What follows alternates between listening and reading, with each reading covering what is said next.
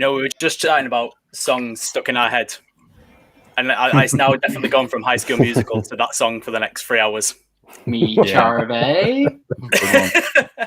Good evening, everyone. We are live once again for another podcast episode recording extravaganza. It's going to be a good laugh. My name's Danny. We've got Dale, Lee, Chris, Josh, and we're here for about an hour or two or maybe 4. Depends on how long we ramble for. Chatting all things football. How are we all feeling, lads? Are we all right?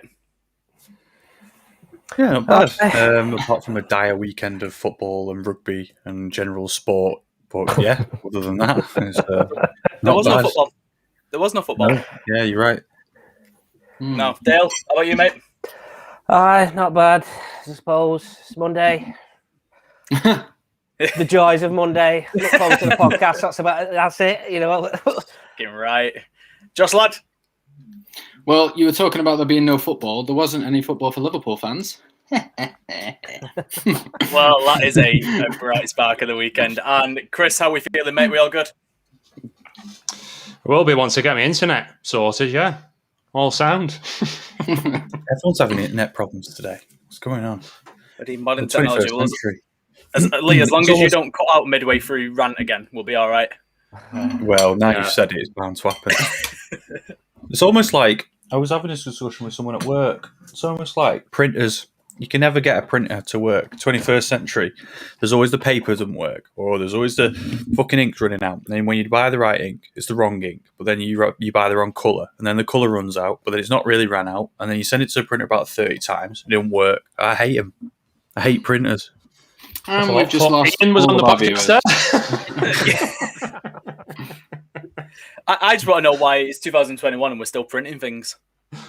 This is the podcast gods. Don't talk about printers anymore. It's 2021. Save the trees, guys. Let's talk about some football, boys, before we lose any more listeners.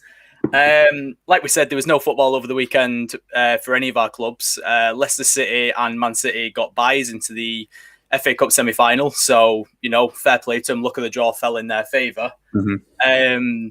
So we have got our semi-finals, guys, which is if we're going to get dragged up onto the screen, Chris.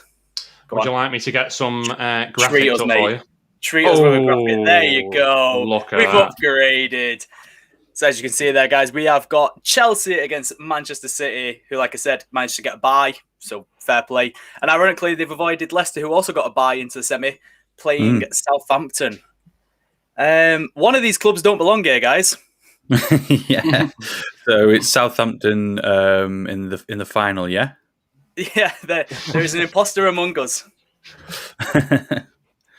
Yeah, it's it was a weird showing. Imagine waiting at half time in the United versus Leicester game to hear whether your fate will get you to play against a team that you lost to 9-0 this season, or a team that you lost 9-0 last season. So take your pick. Which one would you prefer? There's an incredible Twitter account that is like, I think it's a Southampton account, and it's like, has the 9-0 been mentioned yet? And they just tweet it during every game, and they just quote tweeted like either Leicester or Man United, and they just quote tweeted, it's like fuck. I don't know how Southampton have got there, but I'm glad that they're there. Everyone talks about the magic of the FA Cup, and I think it would have been very boring to see the top 4 be there, because then it's just any other run in the middle of the trophy. So to see a team outside of the top 4, I think is a mint achievement. Nice trip to. Do they still play the semi-finals at Wembley? They do, don't they? Yeah. Yes, yeah, they do. Yeah, they're all at the final. Yeah. So good trip out to Wembley for everyone. Can I see them getting past Leicester? No. No. Not the way Leicester played on the weekend. Absolutely not. No. But the more interesting one, we'll come back to this game. I want to talk first about City and Chelsea though, because that is an absolute fucking corker. That's an FA Cup final in its own right. So, Dale, we've got the 2 informed teams in England right now going up against each other. What is going to happen? 0-0. We're going to build it up, aren't we? I can see it. We're going to build it up. You know, it'll be we think it'll be the better semi-final of the two. And sod's law, 90 minutes, 0-0. Extra time, whatever, 0-0. And it'll go down to penalties. I can just see that happening. Chelsea are winning then, aren't they? Because City can't fucking score penalties. Yeah. But no, yeah, you're right. I mean, out of the two games, that is obviously the juicier of the two.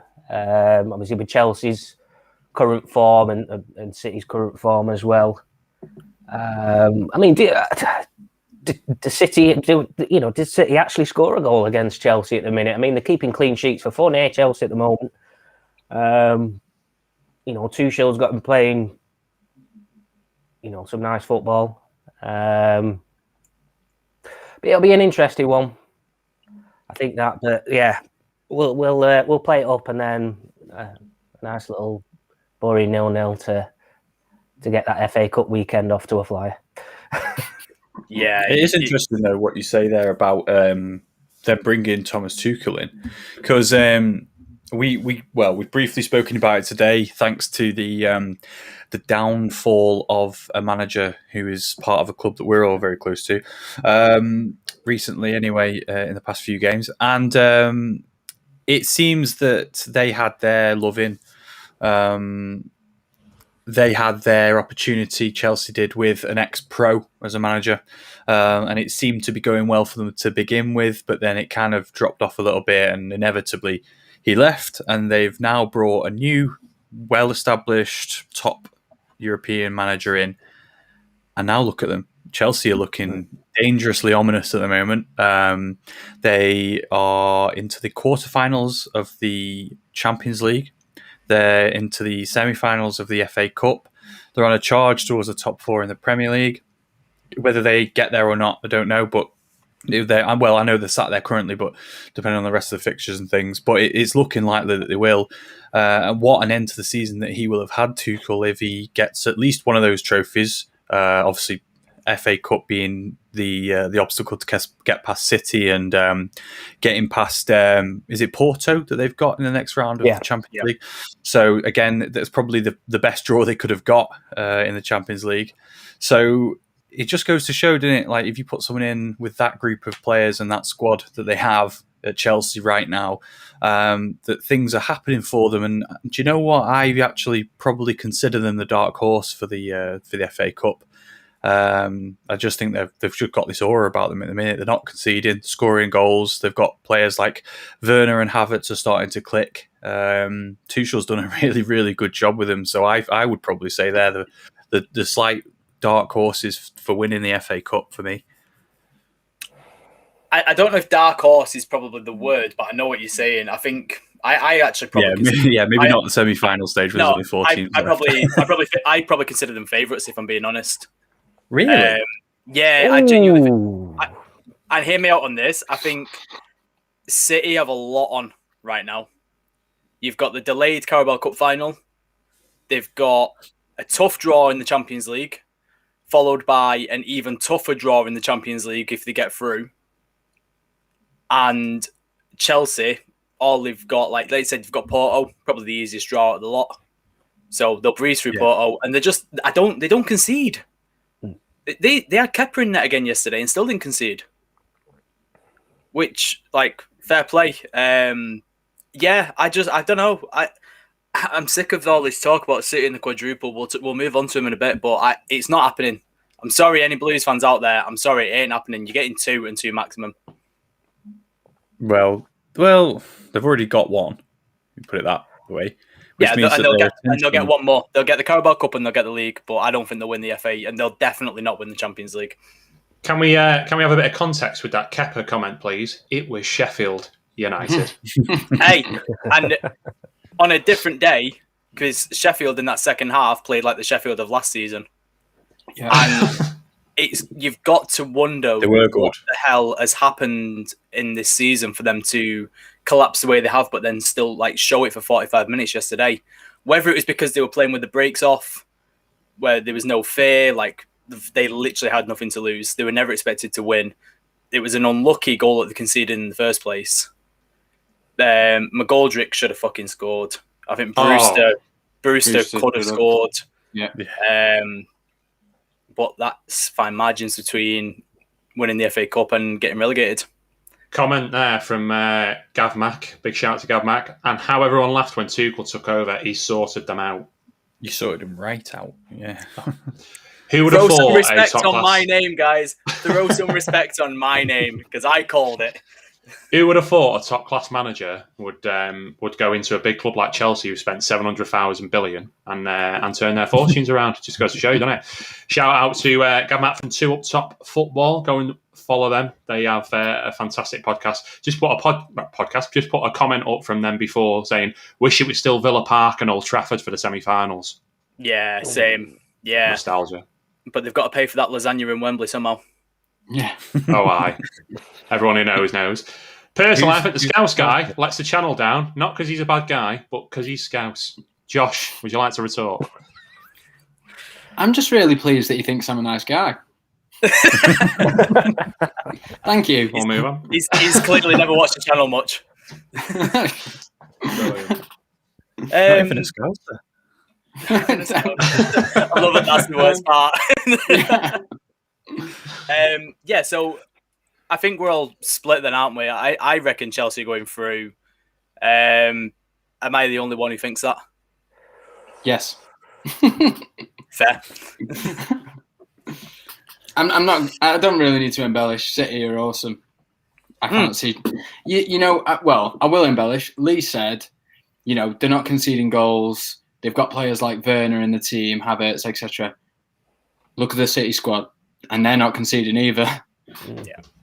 So their squad depth is unbelievable. Like they brought Kevin De Bruyne on against us with like 10 minutes, 15 minutes to go, and he scored an absolute belting strike. Yeah. They took Sterling off. They had Aguero that he didn't use.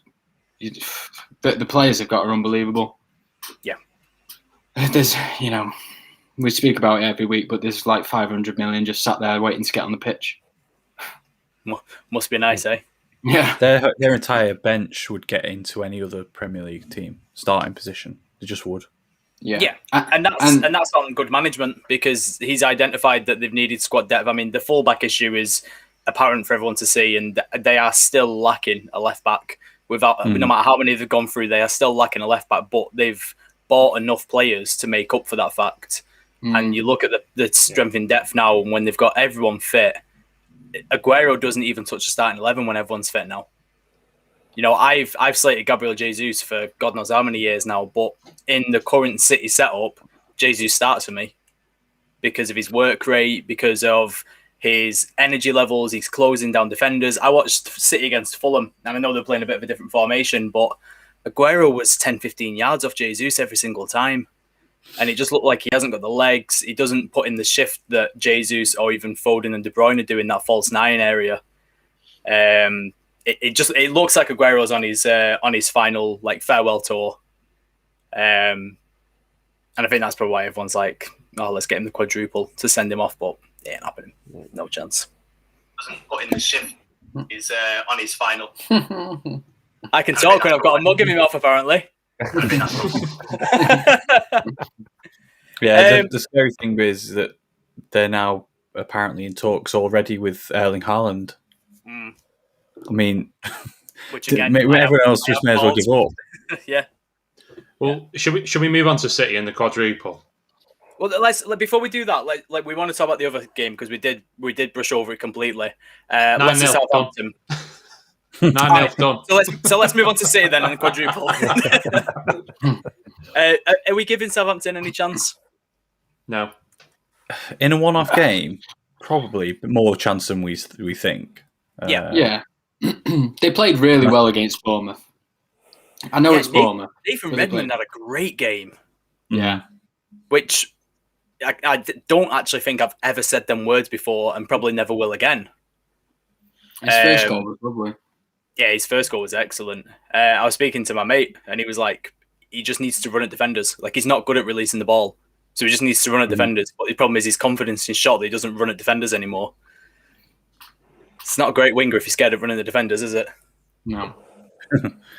Welcome to Marcus Rashford. Well, yeah. But Leicester, in full fairness to them, we can pick apart United's performance yesterday completely. We've just got to take our hats off to Leicester yesterday and say absolute professional performance. Yeah. Three goals. They capitalised on every single mistake we made. They defended really well to a point where I don't think it was ever in doubt at all. We made one solid chance and scored from it, but apart from that, they snuffed out everything. Soyuncu at the back has come back an absolute animal. Yeah, he's improved on last season now. I think this read a stat today where he's made the most tackles out of anyone in the league, and he's missed like a third of it. But yeah, and we bought fucking Maguire from them. Mm-hmm. Well, yeah, they replaced him, didn't they? With Soyuncu, which is genius and also business. Fofana, a great player. Like James Justin's coming through. He's class. Like Johnny it's Evans just depressing. Still. Yeah, Johnny Evans has been a better centre back for Leicester than he was for United. Like, and now he's knocked us out of a quarter final. It just depresses me. Like how we've ended up with Deadwood again, and then you've got teams like Leicester with really smart transfer strategies and pulling players through academies or pulling players through sort of under the radar signings, and these clubs have to go out and do that because they haven't got the budgets that Manchester United, Chelsea, City, etc. have got. So they have to make those shrewd signings, but it just makes you think, well, why do we have to constantly go into the markets and spend 40, 50, 60 million on players? Like, if those players exist out there, then why can't we be buying the Soyuncu of the world or James Justins of the world? Do you know what I mean? It's so frustrating. Do you think that's because there's a big club tax on these players? As soon as a big club comes in for one of those types of players, then they immediately add 10, 15, 20 million to the price tag. Yeah, 100%. No matter which club it is, whether it's United, Arsenal, City, Liverpool, Chelsea. Like United specifically, because every club in the world knows how desperate we are. Yeah, and how much money we've got. Yeah, that's why Leicester managed to pull our pants down for 80 million. That's why Dortmund were very comfortable sitting there wanting 110 million for Sancho, because if you're desperate, you'll pay it. And it turns out we were desperate because we paid for like 35 million for Ahmad.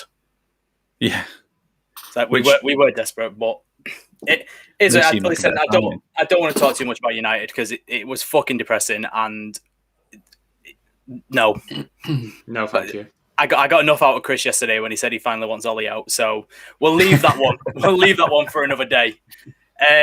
Let's finally, if anyone else has got nothing else to say on the FA Cup, we can move on to City and their potential quadruple, which I've explicitly already said that I do not believe is happening.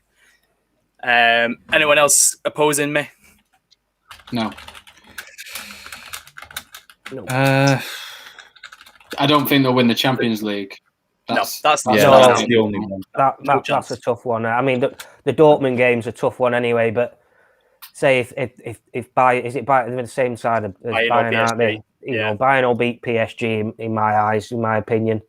And then I think City will probably do Dortmund over two legs. But then you've got a very big game there, Bayern and City. But just looking at how Bayern have been, last season, this season, I mean, they went down to 10 men and still won 4-0 the other day, for Christ's sake. I mean, they're absolutely frightening at the moment. But I mean, it'll be a tough game for City, but they just seem to have this knack of getting to the quarters, semis, just a bit like us recently in cup games. Get to about the quarters of semis in the Champions League, and they just, for some reason, they just sort of crumble. Was it last season they played Lyon, which I thought they would have got through that, but they lost over two legs there, and I don't know. I don't know if it's a mental thing. They just can't get over that sort of semi-final stage, but. It wasn't even two legs last season. It was one leg, remember? Oh, yeah. Which actually makes it even worse. I know. The Sterling chance. Do you remember the Sterling chance where he blazed it over the bar? Yeah. My God. Yeah. I still, honestly, they must have nightmares about that. No one Harry Sterling, Kane did swear it. oh yeah, Sterling must have 2 nightmares in his life. That and that Tottenham offside. And Darren Wan-Bissaka. Well, yeah. Yeah. And Harry Kane not swearing it to him against Croatia. Aaron Wan-Bissaka, he shares a nightmare with Mbappe, doesn't he? So, you know. Well. Because I made a graphic for this today, and it just to put it into context, because we said a quadruple, and because you say the quadruple, 4 trophies, you think it's a big thing and that it's like well out of the reach. But when you look at it, it's not as far away for them as you think. 13 games, that's it. 13 games and they've done 4 trophies. Yeah. The thing is, though, is who those 13 games are against. So scratch off the Premier League because that's done. They've done that. UCL, Dortmund aren't going to be as easy as everyone thinks they are. And Haaland will be desperate to put himself in the shop window against them. So if they still get through that, they've still got to get through Bayern Munich. So I don't think that's as likely. Then you've got Chelsea, FA Cup. Again, they're the renewed Chelsea. They could beat them. Carabao Cup, it's Jose Mourinho in a one-off game in a final, and he will be absolutely desperate to win it. He's going to shit-house it, Jose. Yeah. He will It's someone's arse, and that'll be it. And he'll park the biggest red bus he can find, and he'll probably scrape the win, frustrate City. The City will have 85% possession or something stupid like that. And Harry Kane will score from a 90th minute corner or something. That's what will happen. So, while there is a short amount of games for them to go to win those 4 trophies, it's the teams that are going to come up against that they've got to think about. So, they could do it. We beat them.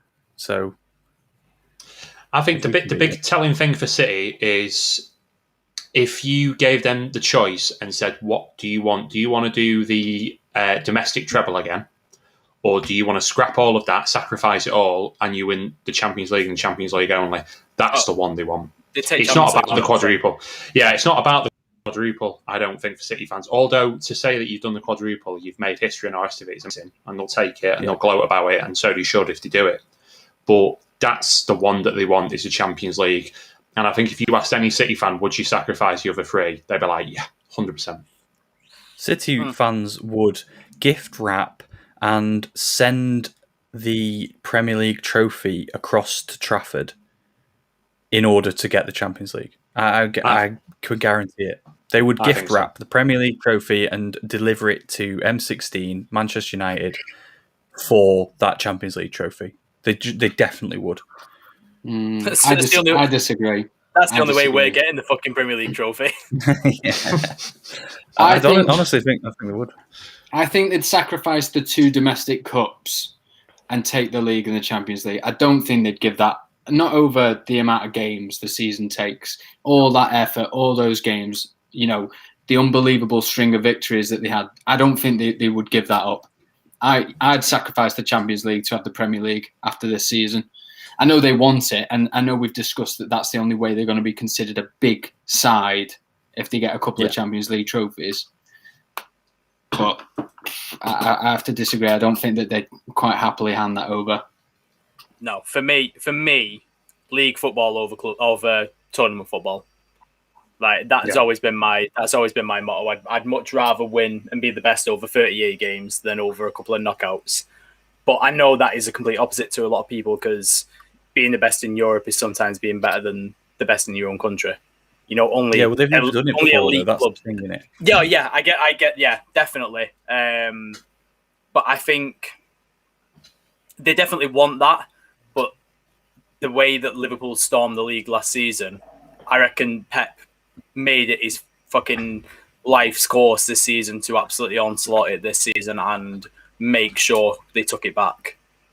And fair play to them, they have and they will do. But they do need it. We said it before, they need the Champions League to be considered a true global big club. Same as PSG. PSG exactly the same. If PSG happen to knock out Bayern this season and then beat City and then go and win it, that's when we can consider PSG a big club in European football. Yeah. Until then, there will be no tourist bottle jobs. Same as City in Europe, because City always seems to bottle it when it comes. Like you said, Dale, Leon, Spurs a couple of years ago, the Raheem Sterling one is the perfect example. Which came up in my feed again the other day, and it was just like the VAR and how it just turned this glorious moment into an absolute nightmare. Just fucking incredible. Awful. For them, not for me. Oh yeah. I thoroughly enjoyed it. I don't think that the PSG is it Bayern Munich PSG the draw for Yeah. I don't think that Bayern will have that over 2 legs all their own way at all. After seeing PSG in that first leg against Barcelona, if they play like that, they could beat anybody on the day. Yeah. And they, you know what, they saw the job out in the second leg against a very, very strong performance from Barcelona, one of the best I've seen off them all season. And they're going through a spell of dominance again, back over in Spain, getting through to the Copa del Rey final after being 2-0 down in the first leg. I think, that, and then a 6-1 win against Sociedad last night, plus a good performance against PSG in the second leg, which they should have won by more. Obviously, Messi missing the penalty just before half-time. Could have been a different story. So I think the Bayern game against PSG could have been another final.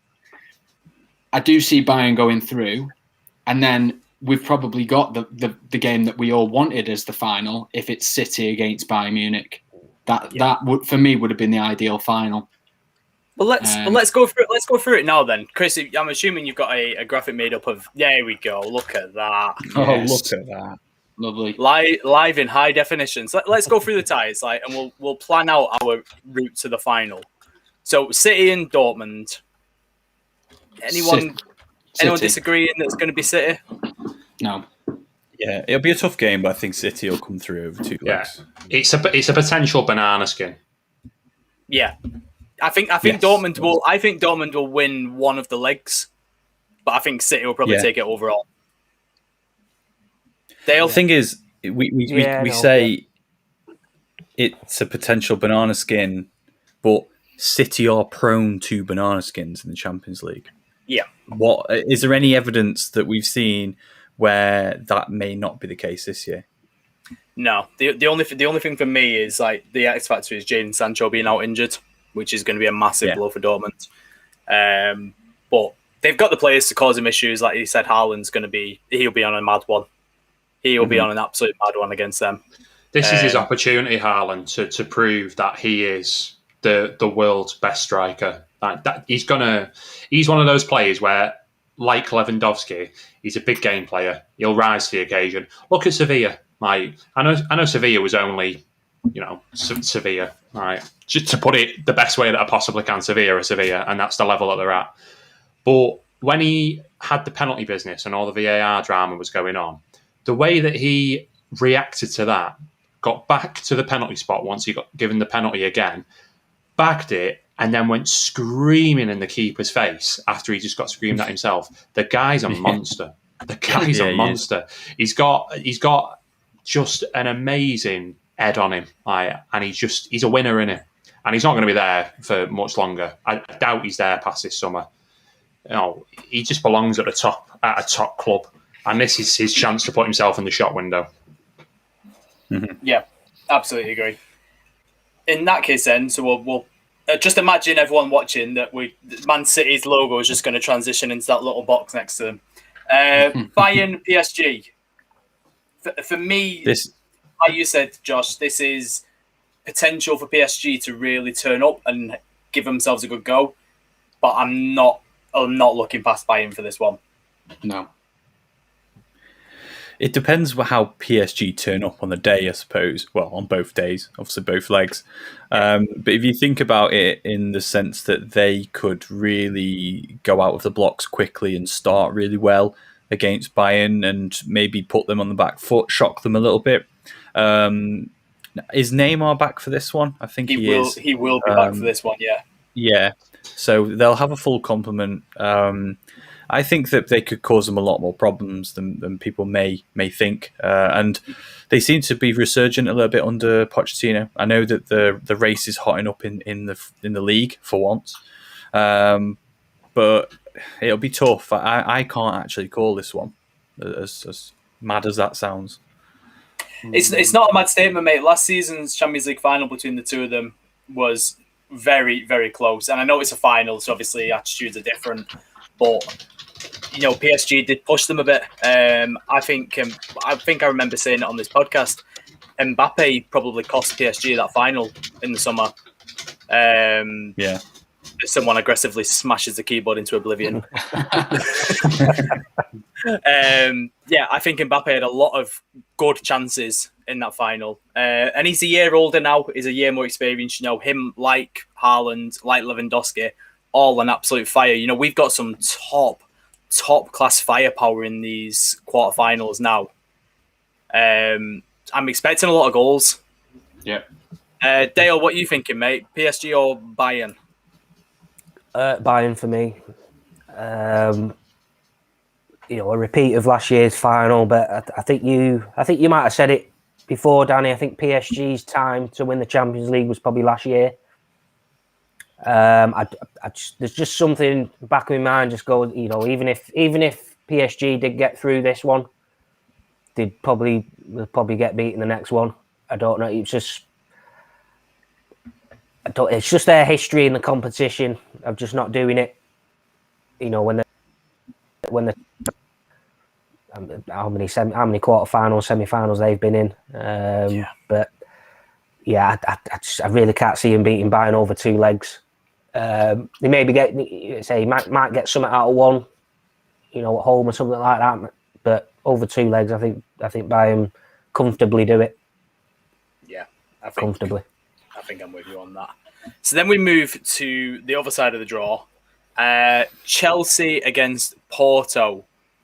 I don't think this is as much as I've just been bigging Chelsea up. I don't think this is as straightforward as people think it is, because Porto showed a lot in that Juventus game.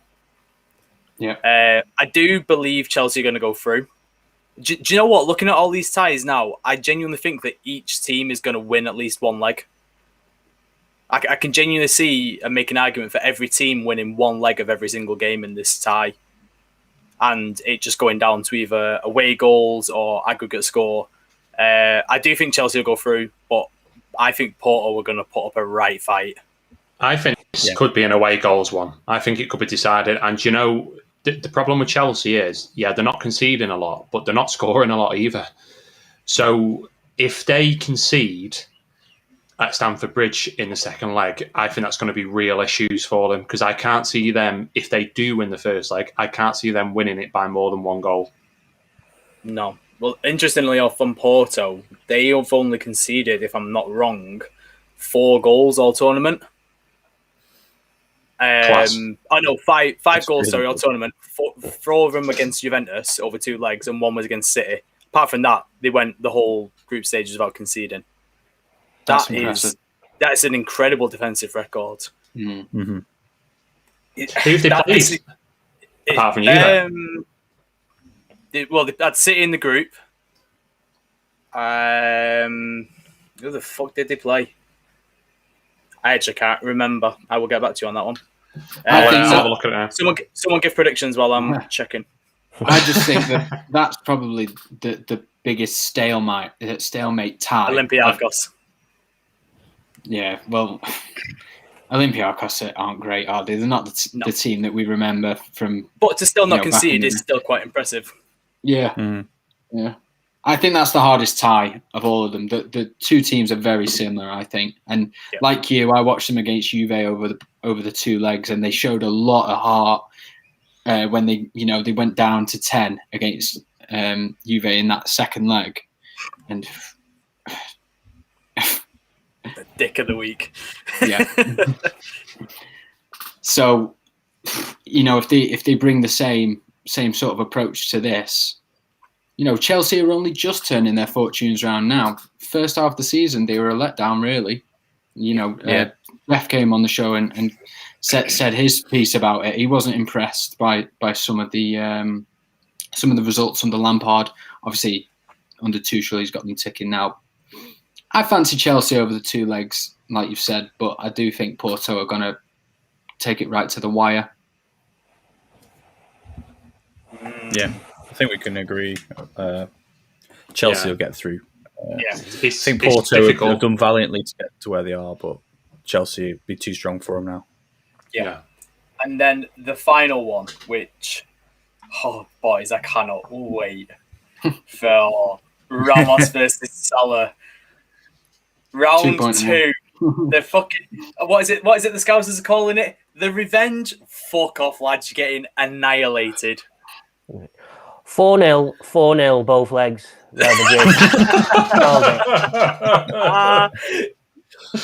Oh my god! Couldn't have said it any better myself. There's only one way this tie's going, and it's not going Liverpool's way at all. You look at the form they've been in recently, and you look at Madrid's. It's one-way traffic, surely. Yeah. But then again, it's Champions League, and you know what Liverpool are like in the Champions League. But I think this is probably just one leg too much, one tie too much for them. That's kind of what I worry about. I've just got this feeling it's the Champions League, it's Liverpool, and they're built for the Champions League, aren't they? Or so they say, and they'll pull a performance out. Well, yeah, you're right. Yeah. When you're talking about who's built for the Champions League, it is literally Real Madrid's trophy, isn't it? People forget all the time just because of how bad they are. But how many have they won now? Like 74 Champions Leagues? About 12 in a row as well. Oh, God. Yeah. They're getting back to full strength now. They're only missing, I believe, Hazard is still missing and Carvajal is missing. But Lucas Vazquez has been playing right back for them and he's been absolutely phenomenal. Nacho Fernandez, who I can't believe is still at Real Madrid, is having the season of his fucking life at centre-back. To the point where they're starting to play a back three now. I never thought I'd ever see Real Madrid play a back three. Yeah, that is weird. So, good luck to the best front three in England that haven't scored any goals. And good luck to the best defenders money can buy who keep leaking goals, because Karim Benzema is coming for you. That's where the goals will be. It'll be Benzema will have a field day against that defence. He like Lewandowski, has just got better with age and is on absolute fire again this season. Yeah. He's really, really starting to develop good partnerships with Vinicius Jr., who is probably he's brilliant, but he's the most frustrating player in the world to watch because he's like a skinny Adama Traore. He's got everything other than the finish. But he'll get that because he's still young. Fucking Liverpool fans, I think they've got a chance in this. Yeah. So who are we calling in the final? Well, yeah. So we put through City v Bayern and Chelsea versus Liverpool. Chelsea versus Madrid. Sorry. For me, it's a Bayern Madrid final. Yeah. I think you're right.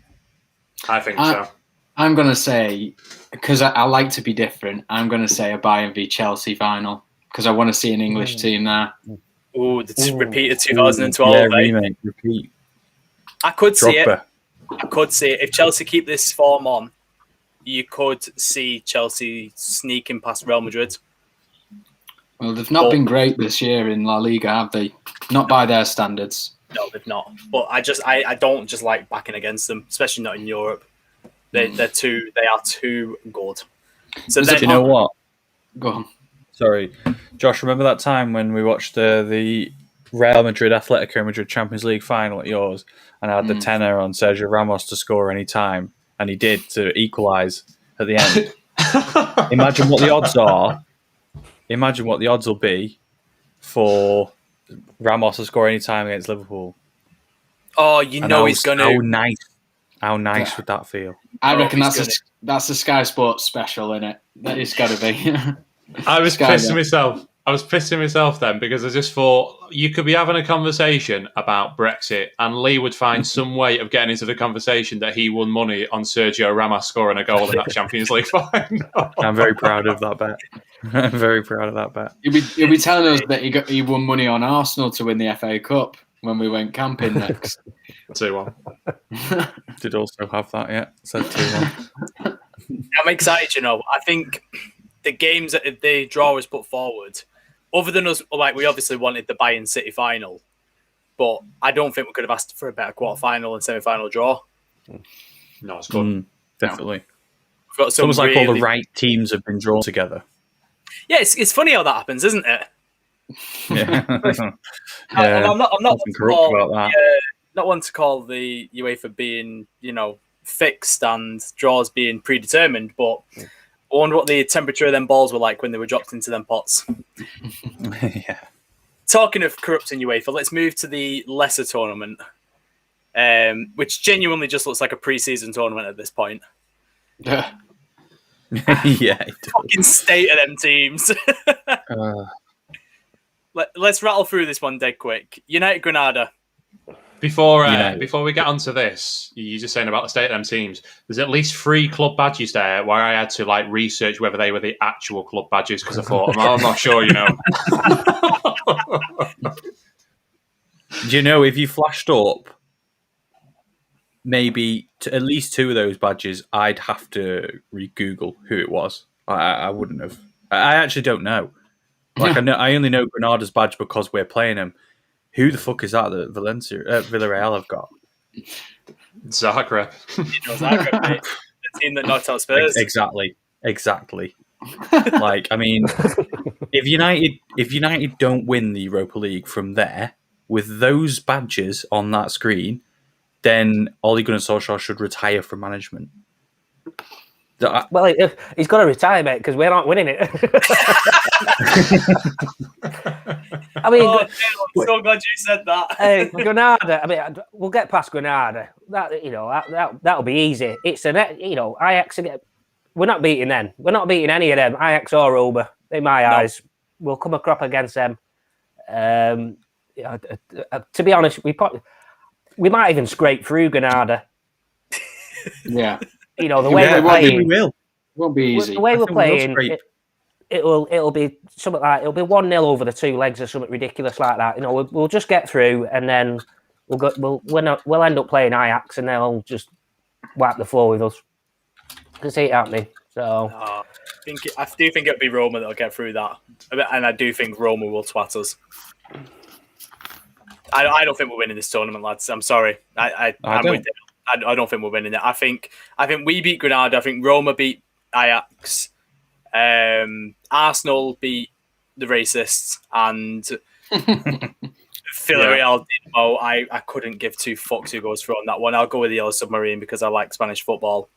I think Arsenal win that semi-final. I think Roma win this one. We've got an Arsenal-Roma final, and I just hope to God. Sorry, Gav. I hope to God Roma win it because I don't want to see Arsenal with silverware. Sue me. Can you imagine if Chelsea beat Bayern in the final and do a 2012 again, and then Arsenal win the Europa League? This podcast, we're just going to have to shut it down. Man. Oh, imagine City win the domestic treble, Chelsea win the Champions League, and Arsenal win the Europa League. And Liverpool beat Real Madrid. Someone get on Sky Bet now and punch that in. What are the odds? Get a quid on it. Mate, it could be even. I'd still lose it. Yeah. Unreal. City'd bought the league if I put a bet on it. Might do, actually. It's a good idea, that. Yeah. I don't know, like, Josh, what are you reckoning with that Europa League? Who's coming out of that winnings? Winning it? Collins, can you put it back on the screen for me? Just so I can see the right-hand side again. Certainly can, mate. That's my job. Thank you very much, mate. Look at the speed. Look at the speed. Look at the speed. I'm going to say United to progress against Roma. Roma to beat you and get to the final. Roma to beat probably Villarreal in the final. Yeah, Roma to win. Yeah, I can back that. I can back that. Well, Are we- Arsenal. Go on.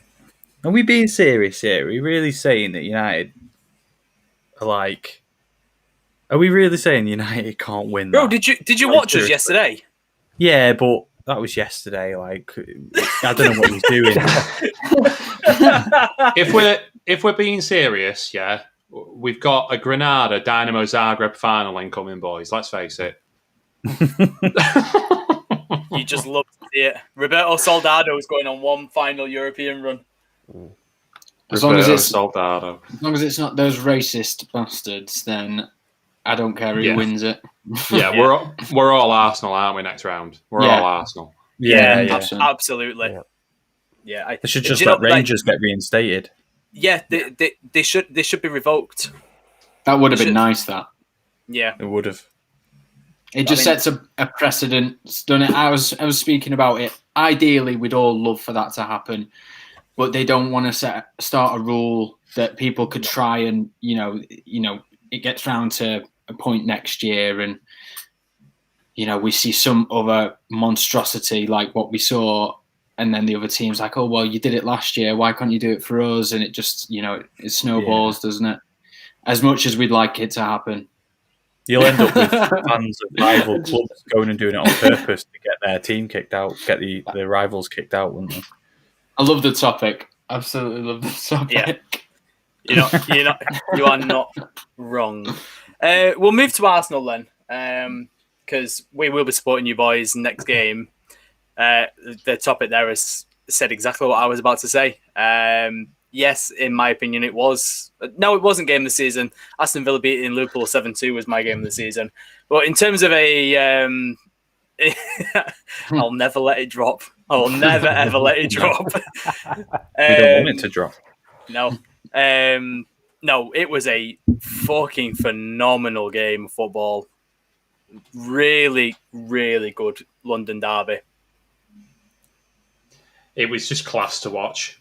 Absolutely class to watch. Lingard just, even though it wasn't the Emirates, he's just making London his playground, his dance floor, his centre stage all over again.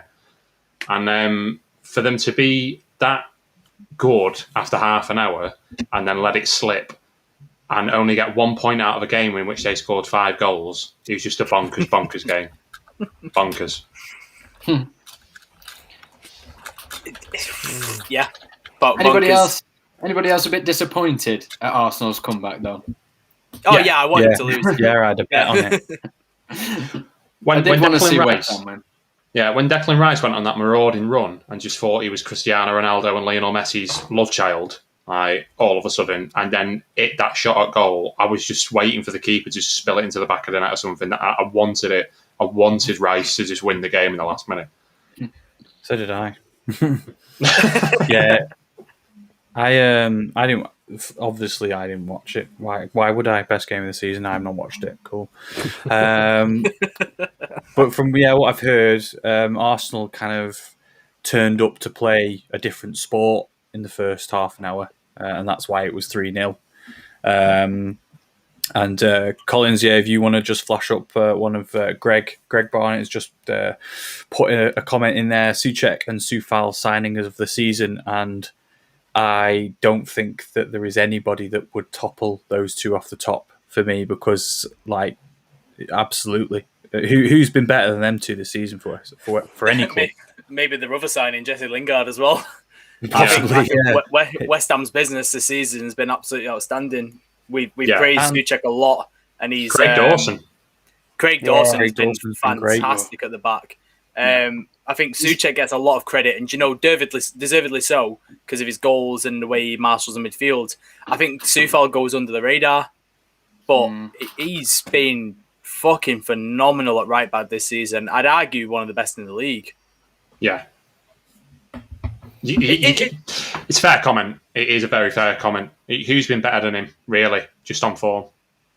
You're ruling out Trent and Wan-Bissaka straight away because they've not been good enough. James keeps on getting dropped. Yeah, odd that. I think he needs to be consistently played, really, if he's going to improve. Absolutely. Walker and Cancelo play week in, week out, depending on which side of the bed Pep wakes up on. Both of them have been really good, but not, not consistent enough to be considered best right back of the league. There is no one else really. Alex Iwobi, maybe. Oh, come on. Nah. He had a great game against Fulham. Yeah. That was it. Yeah. That was it. Do you know what? I'm a bit disappointed in West Ham there in that game. Yeah. Because I think that game was a real marker for them to show that they're about this European charge. I don't think any team should be dropping points when you go 3-0 down. No. Sorry, when you go 3-0 up, like you shouldn't capitulate like that. No, yes, they had 60 completely minutes, which is fair enough. Like 60 minutes is a long time, and anything can happen in football. But it's not like West Ham took the foot off the gas either. West Ham was still making chances even until the final second. I think Antonio, I feel sorry for him because his chance looked like he missed an absolute sitter, but he just had no chance with it. The ball was just flashed across way too quick for him. It's one of them ones that if he'd missed the ball, everyone would have forgiven him for. But because he got his studs on it, everyone's now blaming him for missing the sitter. I'm just looking. I'm looking at the table here, and that's going to cost them, I think, because they're now 2 points behind Chelsea when they could have been level on points today. But having said that, have you seen their fixtures? It is pretty much in West Ham's hands. Yeah, I think they'll probably make Europe. I think they'll probably make the Europa League. Oh, they'll definitely make the Europa League. It's just, are they going to make the Champions League? And it is in their hands. Like, they've got Wolves next, which is a winnable game. They've got Leicester after that, which is tough. But would you be surprised if they won that game? No. Didn't they go to Leicester and win 3-0 at the start of the season? They did, didn't they? Yeah. Newcastle, that's 3 points all day. Yeah. And a bonus. If it was rugby, that would be a bonus point as well. Yeah, it would. And then they've got, interestingly after that, they've got Chelsea at home. So if I was they going to beat say Chelsea, that's the game, yeah. You know, it's in their hands, I think. It's going to be interesting. It's between them and Chelsea for fourth. Chelsea also have City and Leicester to play. Ooh. Some good fixtures remaining, aren't there? There is. Tough to call. That fourth spot is up for grabs for about 5 or 6 teams at this point still. No, if you look at that table, no, Hughes is still in there. Wow. I'm having this. You're only 5 points off, and you've got a game in hand. So you're With there. the game in hand, two in. Arsenal are too far off as far as I'm concerned now. They're 9 points adrift from Chelsea. But I think any one of Chelsea, West Ham, Spurs, Liverpool, Everton can take that fourth spot. Liverpool? No. In terms of points, they're still in with a shout. Yeah, if they get same as us, aren't they? If they get, and I know this is a big if, and I don't know what the timeline is back like, but if they get Van Dijk back for them final few games, that could be huge. I don't think they will. If they beat Real Madrid, which I don't think they will, but if they do, that could be a catalyst for a season. So I don't want to rule them out, and because they're also Liverpool, like they did win the league last season, I still don't want to rule them out. I don't think they'll win it. I think out of everyone in that list, they'd probably be my joint last favourites to get fourth spot with Spurs. It's a crazy put you season. above Spurs. It's a crazy season, and we can't really judge off like fixtures. You know, games that we thought teams would win or lose, it's kind of just gone topsy-turvy all season. But I'm just having a look at Everton. Oh, yeah, exactly. United against anyone. But I'm having a look at Everton's fixtures here, and Palace at home, Brighton away, Spurs at home. You know, there's some good games in there. You've got West Ham. So if you beat West Ham, that's a massive result in the race for Europe. Sheffield United at home should be 3 points. Wolves at home should be 3 points. It's a decent run in that. I mean, you've got City, you've got Arsenal away, and you've got Villa, which are the banana skins for me. Apart from that, you could win all those games. It's not out of the question. Villa without Grealish aren't the team. Yeah, they're not the same team.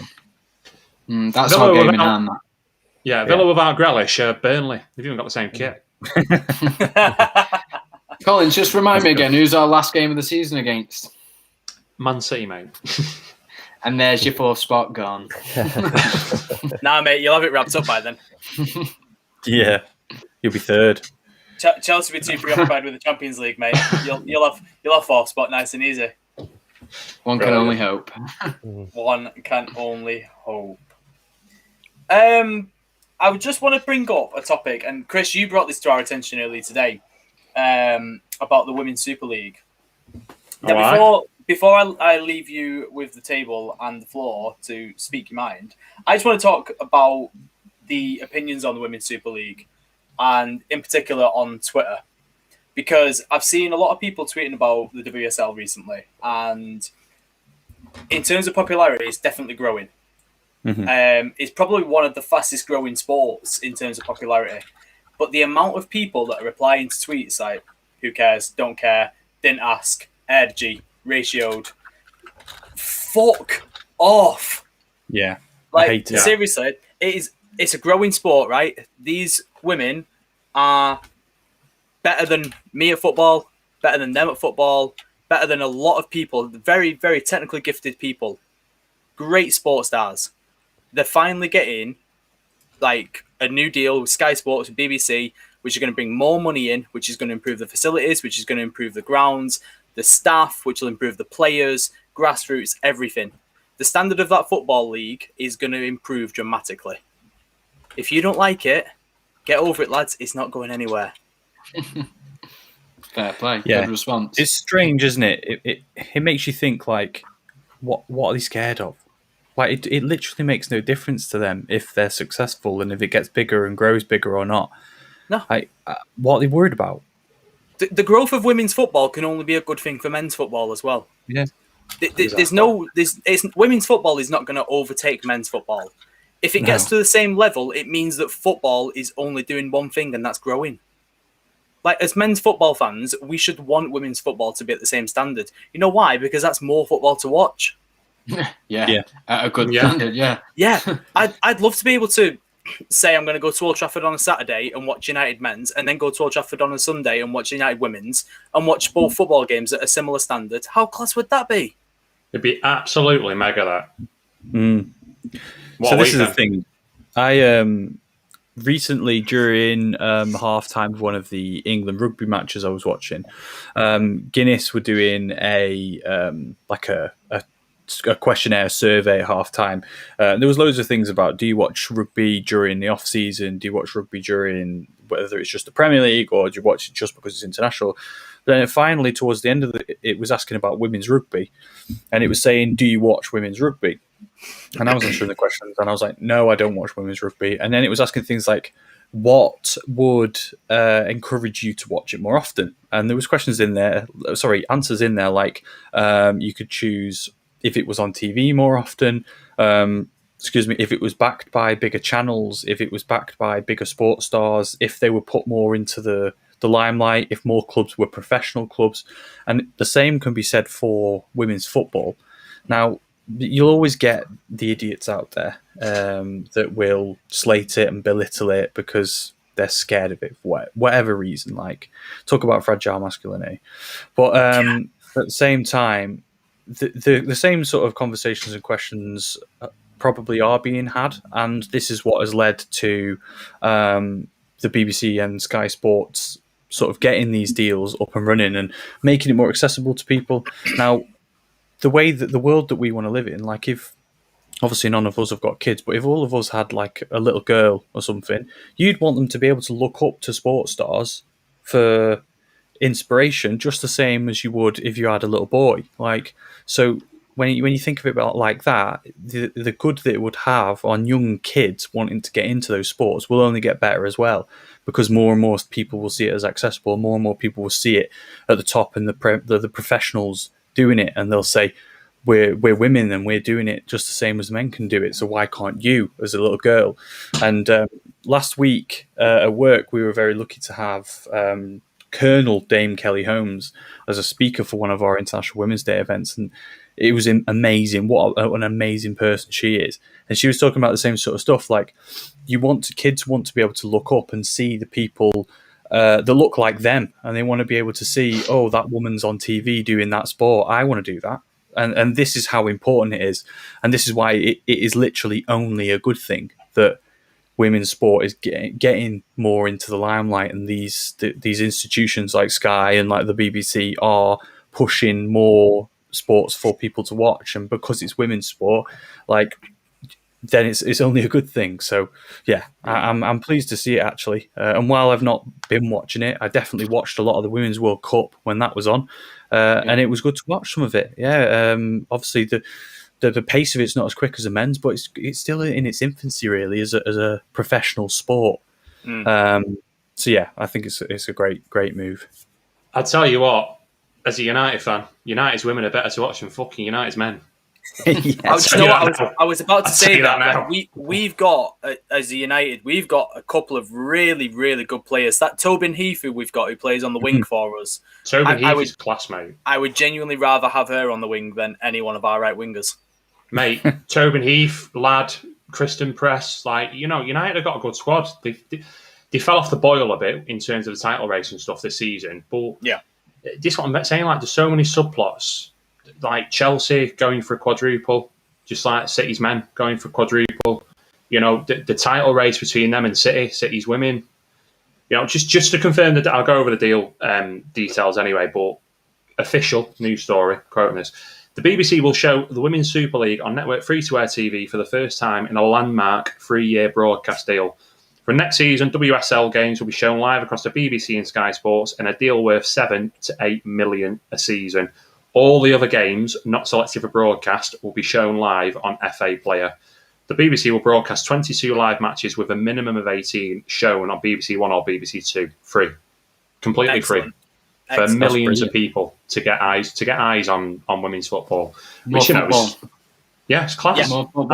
And you know what? I think that probably was part of the issue at the start, was the accessibility to it. Like you said with that question earlier, quite hard to watch women's football sometimes. Like, if you didn't have BT Sport, you've got no way of watching women's football, to my knowledge anyway, other than catching up on YouTube. And maybe that's me being ignorant, because I don't go out of my way to watch it, other than I see United every so often, so I will flick on.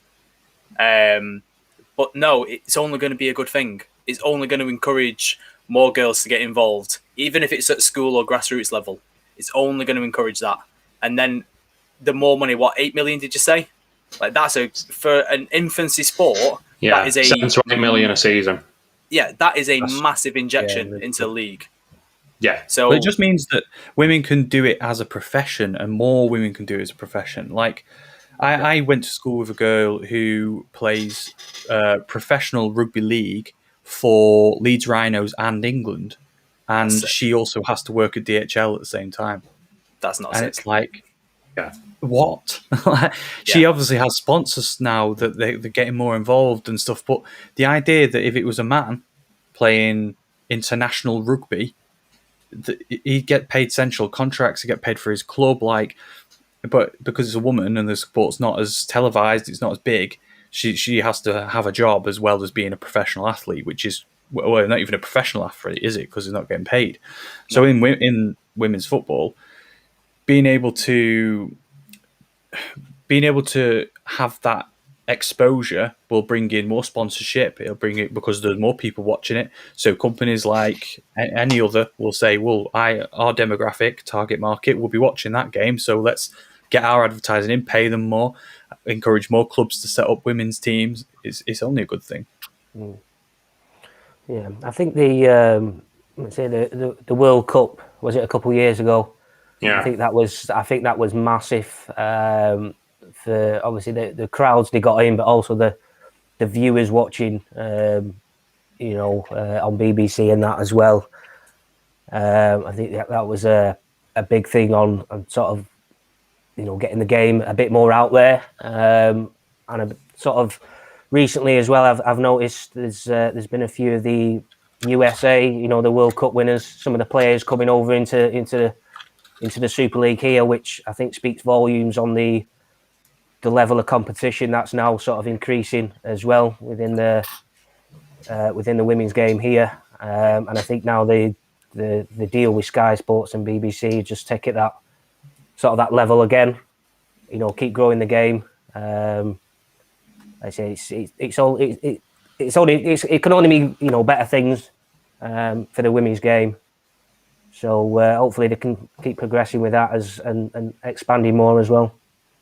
Yeah. Do you know what, Absolutely. Dale? You just made me think of another point there. Like, I've just had a quick look then as you were talking.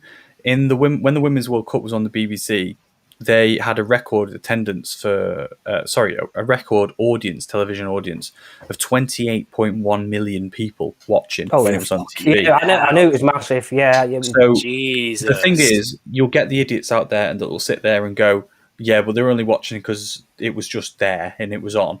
Well, so what? And do you know what? If that is the case, and 10% of that audience, 2.8 million people, decided, you know what, I actually like this, what a win for the sport. So it's definitely there. It's definitely growing as an audience and as a spectacle. So if 28.1 million people are going to tune into their World Cup, then that is where you end up with people that go and take more interest. Like I got into rugby because of England's World Cup win in 2003. Like, so what's this not saying that girls won't do the same watching international women's or club sports? 100%. Fingers crossed. And like the argument will be, and we know we're probably going to see it a lot over Twitter when the WSL kicks off next season, when it is more accessible, of the standard isn't that good or it's less than the men's. But of course it's going to be less than the men's because it's still a brand new sport. Yeah. And like it's genetically...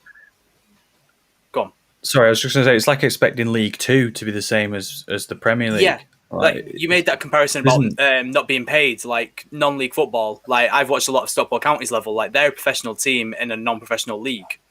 Yeah. So like obviously the standard's different. And genetically, like women for the most part are like weaker and slower than males. That's facts. But what they don't lack in is technical ability. Like the skill level. They've got the limitations in terms of physicals. So they make up for it for talent. Is it that Vivian Miedema, the Arsenal woman, the striker, who's won like every single golden boot for the last like 3 years? Fuck me, she'd walk into most championship teams. Yeah. Like she finishes everything. Yeah. So if it comes on your TV, lads, if you're listening to this, give it a go. Because it's only going to be good for all of football, never mind just women's football. And do you know what? I'll make one last point as well. Look at the level of punditry we've got now. 10 years ago, we still had the same old dinosaurs in terms of punditry.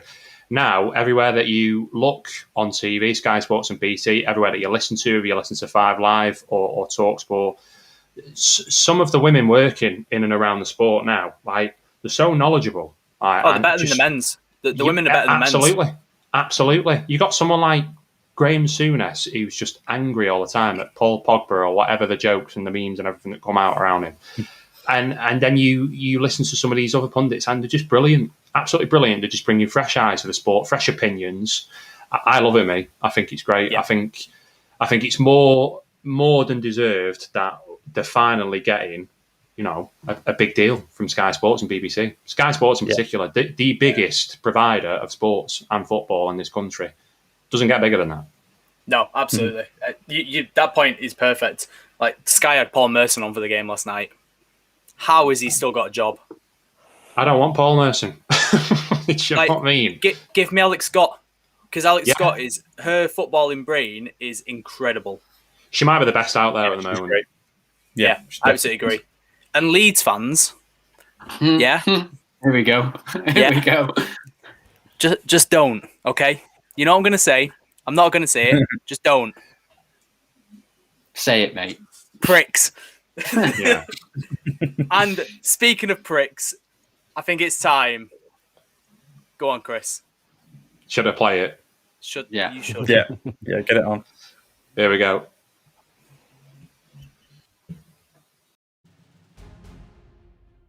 You know what? Under 18s, we furlough with you. No, it's just not something you do. No. Not that week. Here you go. Oh, Dickhead of the week. Dickhead of the week.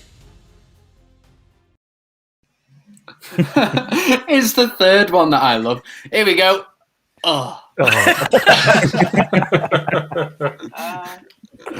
Phenomenal. Once again, ladies and gentlemen, if you are joining us for your first time, this is our favourite segment of the show, Dickhead of the Week, where us five are going to present someone who has been a dickhead in the footballing world over the last 7 days, and Dale is going to pick. Now, before we start giving our nominations, I want to just express that I don't know his name, but the lad from Slava Prague, whoever we nominates that, you are Dickhead of the Week. In fact, you're probably Dickhead of the Year, right? Cunt. Yeah. Fuck off. No room for racism in football or life. Prick. Fans who stood outside the stadium with that banner, fuck off. Dickheads of the Year as well. Yeah. Fantastic. Thank you. But this is supposed to be a tongue-in-cheek award, and I don't want to even give them guys any more credit because they've had the fucking 2 minutes of fame, and I hope they'll get locked up for it. So, in that, what have we got, boys? Who wants to go first? I'll go. West Ham United Football Club. Yes. But also, there's one that really, really got me, and there's a few could have chosen from, and I'm sure that you'll jog my memory with others to pick from. But the Kloppaholic Twitter account that tweeted a picture of Salah being brought down. Well, what's actually happening was Salah was going down with Ramos in the last time Liverpool and Real Madrid played each other, with the word revenge. Like, you're a grown man. Like, come on, mate. Revenge. Like, first of all, Salah made a meal of it. Second of all, the shoulder that he injured was not the one that Ramos was holding. And third of all, grow up. So, yeah. Pause you there. Ramos wasn't holding an arm. If you look at the reverse angle, Salah no, was the other, it was Ramos. the way around. Yeah. Yeah, but tweeting that, and they all think that... I'm so glad that fans aren't allowed in the grounds for that game, because could you imagine how insufferable they will have been? Oh, mate. They always are. Yeah, I've got to say, like, in or out the stadium, they're all the fucking same. Yeah. Like, great fair shout play to the ones that aren't always like that, but a lot of them are, and tweeting things like that is just childish. So, that's I know some Scousers who are class, but 95% of Liverpool fans, just goes without saying, doesn't it? Excellent. Yeah. I'll go next then. I've got two. Don't just give us one, because you'll probably take mine. I don't know. Oh, you go for yours then.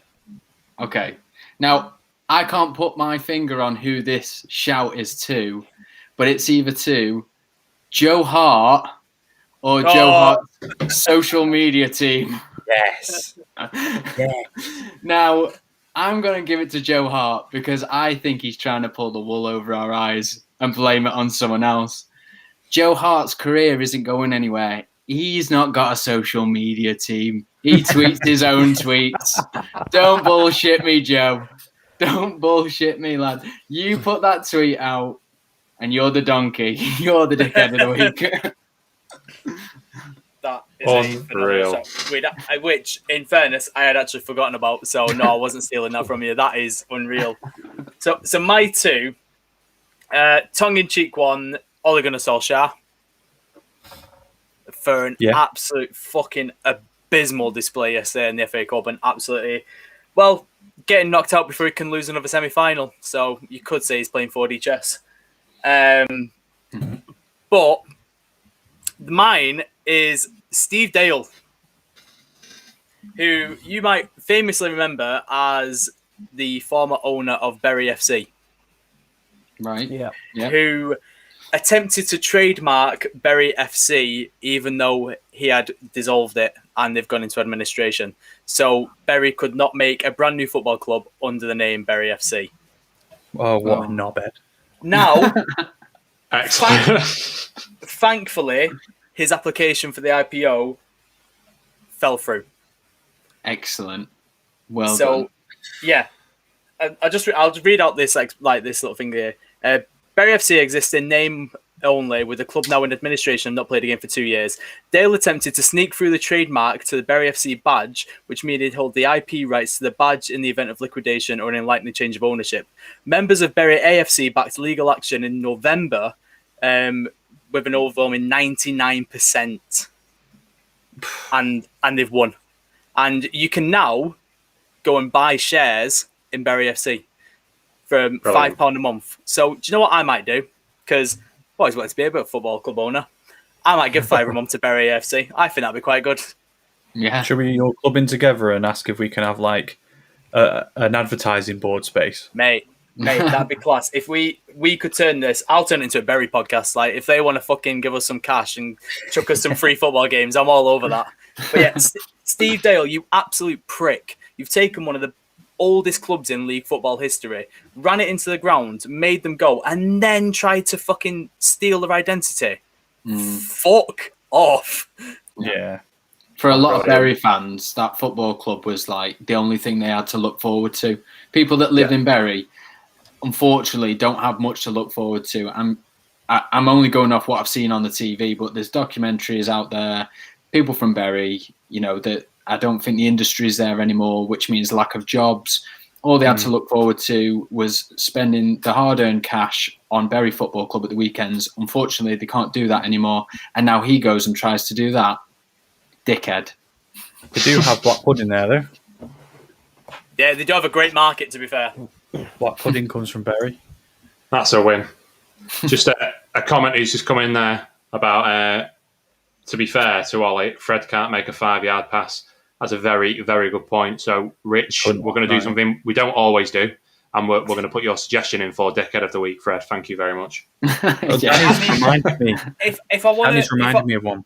If I want to break down the bones of that, Harry Maguire should never have fucking given Fred the ball there in the first place. Harry Maguire, you're also in for Dickhead of the Week. Mate, Harry Maguire's in my Dickhead of the Week every single week, mate. Like, he's just a constant as far as I'm concerned. We've got a busy one tonight, haven't we? I've got 3, and 2 of them are very quick. Yeah, so Martin Tyler is one. If you call Emile Smith-Rowe the Croydon De Bruyne one more time, stop it. Stop it. Just stop doing it. We got it the first time. It was mildly humorous then. It's not now, so stop. Second is Sam Spridge, I think his name is, who plays for Buckley Town FC, local football club around here to me. Yeah. For sending messages, disgusting messages to women on bloody Tinder and all that, and thinking he's going to get away with it, and then losing his job afterwards. Dickhead. Thank you, Buckley. What a move. And my main one is Stuttgart. How are you going to watch the team you're playing, regardless of how good they are, how are you going to watch the team you're playing go down to 10 men and then take a hiding? That was a bigger hiding, than the one my mum used to give to me with the slipper. It was awful. 78 minutes of just getting spanked around. How can you lose that badly with one man more than the other team? I don't understand it. Are Bayern Munich that good? I don't know. Maybe I'm being harsh, but Stuttgart, you are my main Dickhead of the Week. You got a point, which also makes me think of, I'm not going to put them forward as a nomination, but Juventus for their result over the weekend. First time that they've ever lost to, I think it's Benevento. Yeah, what a bad result. Yeah, they.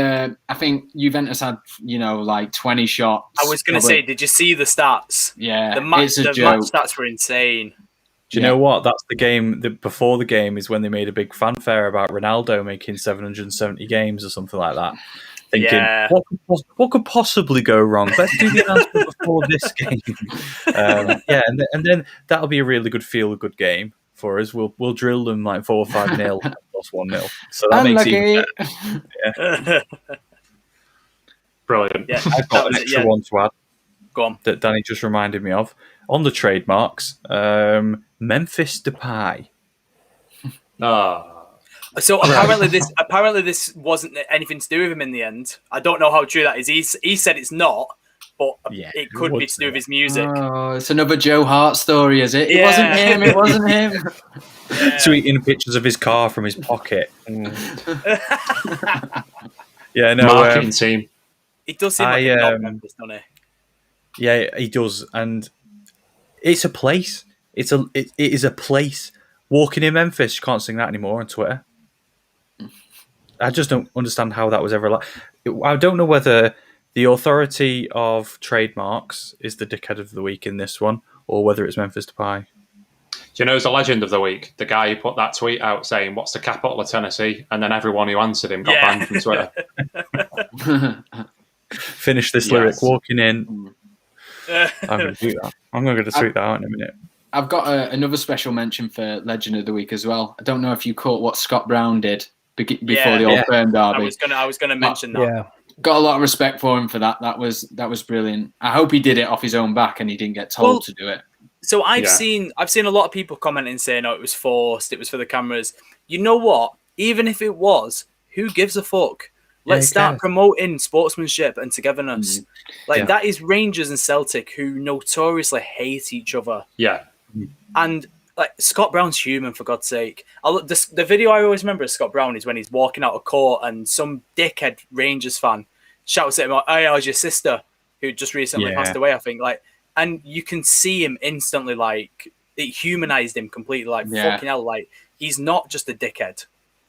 I mean, fuck me. I think if the police went there, he'd probably knock two shits out of them. Yeah. But it was a great gesture. Man to man, it was a great gesture. And the one I liked as well was the fact that they both agreed to stand up rather than taking the knee. And we've seen Wilfried Zaha do this as well. Yeah. And we are in the right and also wrong place to talk about this, but I think I am in agreement with Wilf that I don't think this taking the knee business is doing anything because it's still happening. We had Fred racially abused again over the weekend. The message isn't going through. Not anymore. It's not. I think that's the differentiation I want to make clear with this. I don't want all these people jumping on this bandwagon saying, "See, I told you it was a load of rubbish." No. It served its purpose to begin with, and it was right to do it when it was doing it. But it's gone on a bit too long, and something needs to happen as a result. You don't want it to be an empty gesture, and it was becoming an empty gesture because still nothing's happening. People still talk about it, which is the main thing, but something needs to be done about it now. So, yeah. I think that's on the authorities now. The authorities need to start taking more punishment on people. Yeah, and social media companies. I think I think it's still important. Tyrone Mings it was a brilliant interview that he did with Sky Sports that I saw snippets of over the weekend, where he said, how much he still believes in doing that, but then how much he thinks that other people like Wilf Zaha should do whatever they want to do to feel empowered to send out a positive message about it. Yeah. And, Troy Deeney, I heard about him speaking about it today saying, fantastic that other people have different ways that they want to get the message out there and spread positivity as far as this is concerned. But the important thing is that it's not just sending out a message, there's action behind the message that you're sending out. And I think that's the most important thing. I think you should do whatever feels right to you. I think you should do what empowers you and makes you want to force this change as much as possible. But you've got to walk the walk as well as talk the talk, haven't you? Not to throw cliche sayings out there. Yeah, there's no point in sending a message about and then no action being taken when something actually happens. Yeah, so that's why Slavia Prague is so important. UEFA have got to get this right. This is everyone's got their eyes on what they're going to do about the situation, and they've got to get it right, because if they don't, it's just going to send out ramifications that are going to take years to recover from. Yeah, I think the FA have done a very good job on this. Of just completely, as soon as any whiff of it, like with Bernardo Silva, Edinson Cavani, I think they've set a precedent, which is good to see. We just need now the other leagues and the higher ups to take that, but not to drag the tone down anymore, because it's still just such a shit topic that unfortunately we still have to talk about. Dale, do you have any nominations? And if not, you've got about 1,300 choices there, mate. I know. Well, my only one would have been Ollie and his team selection and just the general performance of United yesterday. I've kept quiet on it because I've not really much else to say other than it was shite. So that would have been my only nomination. But yeah, after listening to all your suggestions there, I think there's only one for me, and it's the one you put up, Danny, with Steve Dale. Obviously, with Dickhead. I know the Northwest clubs recently, Counties had their troubles in the time. Macclesfield, Bolton, Wigan have had their issues as well, and we've had another one here with Bury. obviously gone into administration and have to sort of restart. And obviously what the ex-owners tried to do there recently with the badge in his name and trademarking is just, it's, you can't forgive that. So on this week's edition, Dickhead of the Week goes to you, Steve Dale. I know Steve Dale. I know Steve Dale's a twat, yeah, and I get it. I get why you've gone for that, but I can't emphasise this enough. Martin Tyler called Emil Smith Rowe the Croydon De Bruyne again. Wow. Don't get salty, Collins. Now he's giving his answer. Chris, let me have my win. Your week will come, don't we? Listen. A month ago, when I nominated Bollico Wanker, he was sat next to that Arsenal defender Saliba, and I didn't win. I knew it was personal then. Listen, you've just got to pick better dickheads. I do my research on this. My Monday morning is spent going through the whole footballing world, finding dickheads. Dickhead research. What a line to end the podcast on. Absolutely. So we are going to close it off there, guys. Thank you very much for listening, whether you've been here for 1 minute or 1 hour. It's been an absolute pleasure. Find us on social medias at WeAre4M1T on Facebook, Instagram, Twitter. Subscribe to us on YouTube, 4 Manx 1 Toffee. And also a little plug for one of the other boys as well. Chris, you have a brand new podcast coming out later this week. Would you like to tell people about it? Oh, interesting. Give my heroes, Devo and Gavmac, their new venture, Mad Sports Network, a follow on YouTube. Just go and search on YouTube for Mad Sports Network. And that's where you will find us. We are kicking it off on Thursday.